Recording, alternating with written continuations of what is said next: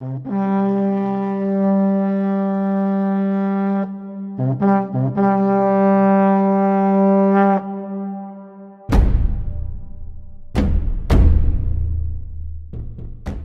मार्च का दिन भारत में शहीद दिवस के रूप में मनाया जाता है। इस दिन भगत सिंह, राजगुरु और सुखदेव को फांसी हुई थी। आज हम जानेंगे भगत सिंह के जीवन के बारे में। भगत सिंह ऐसे व्यक्ति थे जो सिर्फ 23 वर्ष की छोटी सी आयु में ऐसा काम कर गए जिसकी वजह से उनका नाम इतिहास के पन्नों में सुनहरी अक्षरों में लिखा गया। 23 मार्च 1931 को छोटी सी उम्र के इस नौजवान ने अपने दो साथियों राजगुरु और सुखदेव के साथ फांसी को चूम लिया। आज़ादी की लड़ाई में आहुति देने वाले क्रांतिकारियों में भगत सिंह, राजगुरु, सुखदेव और बटुकेश्वर दत्त जैसे बहुत से दूसरे वीरों का भी योगदान है। आज हम जानेंगे भगत सिंह के बारे में। भगत सिंह का जन्म 28 सितंबर 1907 को पंजाब के लयालपुर जिले के बावली गांव में हुआ था, जो कि अब पाकिस्तान में है। उनका जन्म एक सिख परिवार में हुआ था।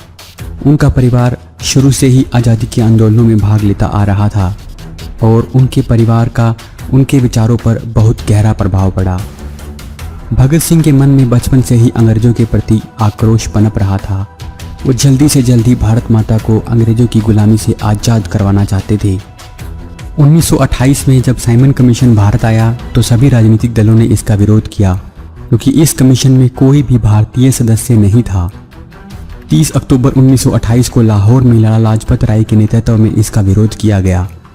पुलिस ने विरोध करने वालों को भगाने के लिए लाठीचार्ज कर दिया, जिसमें लाला लाजपत राय बुरी तरह घायल हो गई और 17 नवंबर 1928 को उनकी मृत्यु हो गई।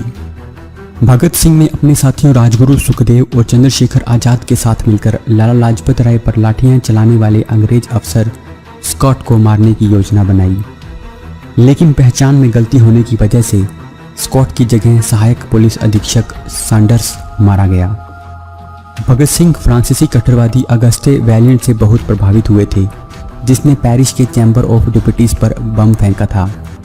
उससे प्रभावित होकर भगत सिंह ने असेंबली में बम फेंकने की योजना बनाई।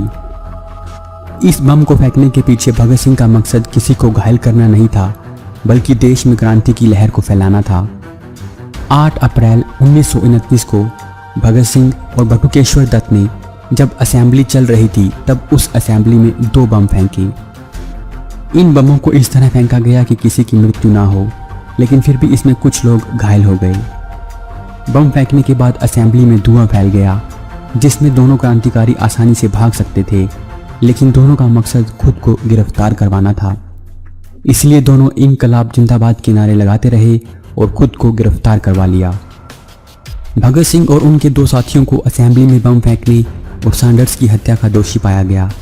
उनकी फांसी के लिए 24 मार्च 1931 का दिन निर्धारित किया गया। उनकी फांसी की निगरानी के लिए कोई भी मजिस्ट्रेट तैयार नहीं था, जिसके बाद जज को खुद ही फांसी की निगरानी करनी पड़ी। लोगों में आक्रोश न फैले और विरोध न बढ़े, इससे बचने के लिए उन्हें 11 घंटे पहले 23 मार्च 1931 को उनके 2 साथियों के साथ फांसी दे दी गई। जेल अधिकारियों ने जेल के पीछे की दीवार को तोड़कर एक गांव में ले जाकर उनका अंतिम संस्कार किया और उनकी अस्थियां सतलुज नदी में बहा दी। फांसी के वक्त भी तीनों के चेहरे पर एक अलग मुस्कान थी। वो जानते थे कि देश की आज़ादी के लिए उनका बलिदान कभी भी व्यर्थ नहीं जाएगा। भगत सिंह, राजगुरु और सुखदेव की शहीदी देश की आज़ादी के लिए मील का पत्थर साबित हुई। दोस्तों, अगर आपको वीडियो अच्छा लगा तो वीडियो को शेयर जरूर कीजिएगा। साथ ही हमारे चैनल को सब्सक्राइब करना ना भूलिएगा, ताकि हम आपके लिए ऐसे ही वीडियोस लाते रहें। आपसे फिर मुलाकात होगी ऐसे ही एक और वीडियो के साथ।